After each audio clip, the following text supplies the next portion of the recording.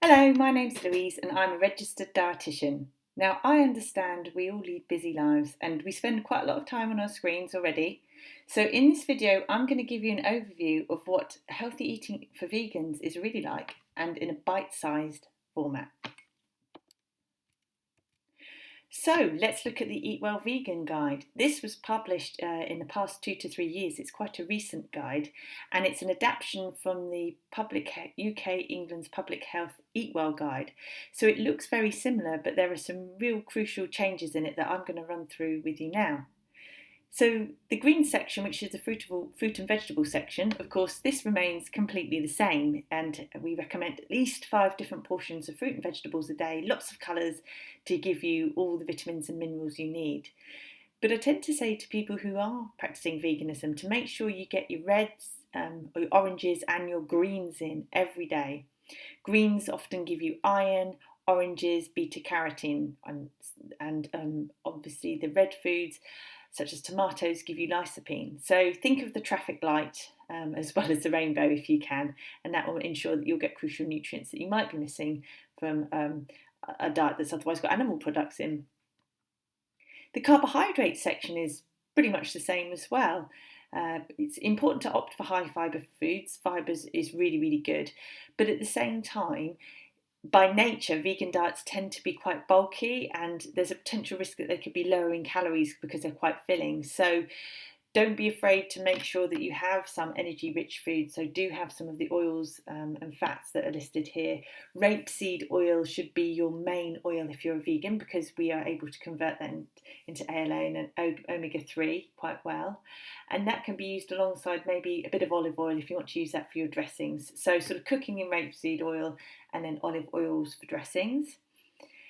In the blue section, this is the milk and dairy alternative section. The main thing is to ensure that they are fortified as much as possible. So vitamin D, B12, iodine, calcium, those are the key nutrients that you need to be making up for if you're not having any animal or dairy products in your diet.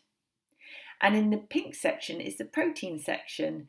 So what I tend to recommend to vegans is to try and have at least 1 to 2 different types of protein on your plate at breakfast, lunch, and evening meal. This ensures that at least 6 different proteins are consumed throughout the day, because it's not just the amount of protein that's important, but the range of amino acids that you need to get throughout the day. To get that complete range, we need to really mix and match them. So that's not just relying on nuts all the time or soya all the time, but having, say, tofu and soya, mixed beans, different kinds of seeds, different kinds of nuts, and really, really keeping the mix in to make sure you get everything you need. And again, in terms of energy, nuts and nut butters and seed butters are an excellent way of bulking up that energy should you be having a really high fibre bulky diet.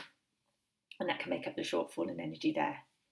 Now we've got 2 little boxes on the side. One is a little orangey brown box, and this does describe the key vitamins: vitamin D, B12, iodine and selenium, and there's some useful products that you can have. So there's the fortified drinks, but also nutritional yeast is very good for B12. This is like a little crumbly sort of cheesy powder, really good for putting on toppings of shepherd's pie, or if you're roasting your vegetables you can sprinkle some on top, or if you want to make a crumb coating to your tofu pieces, they're very good for that as well.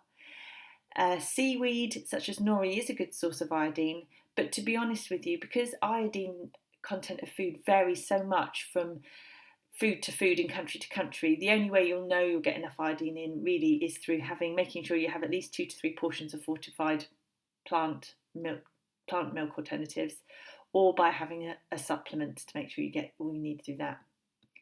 Now the little greeny box on the side that says omega-3 fat, that's a really, really essential fat that you do need to have.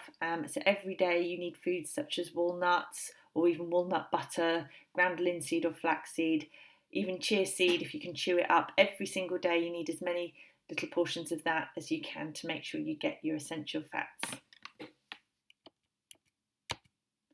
So just to summarise, the key nutritional needs you need to look out for is B12, omega-3, iron and calcium, as we've spoken about, and choline and iodine.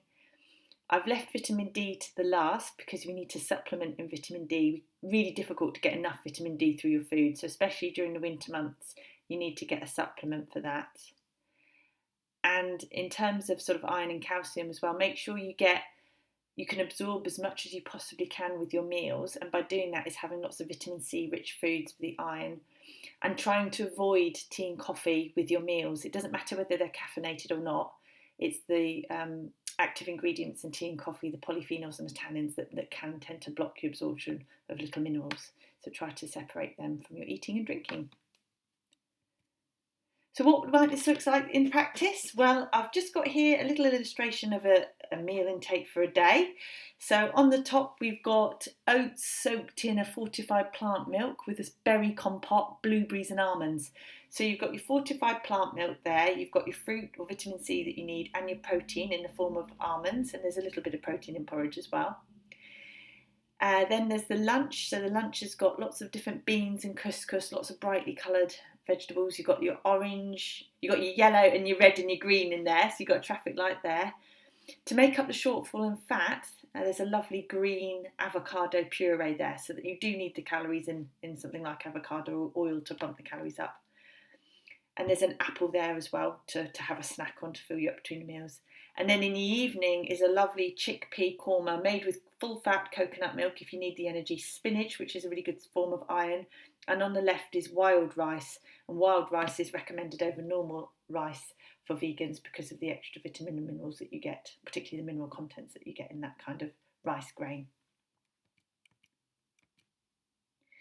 So, in summary, a vegan diet can be a healthy diet, and the British Dietetic Association can confirm that a well-planned vegan diet can support healthy living in people of all ages.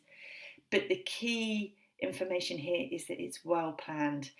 A half-done vegan diet, or one that relies on fast vegan food, is no more healthier than a omnivorous diet where you're eating meat-based fast food. It really is whole foods packed with nutrients and goodness to keep you well and help you thrive. I hope you enjoyed this video.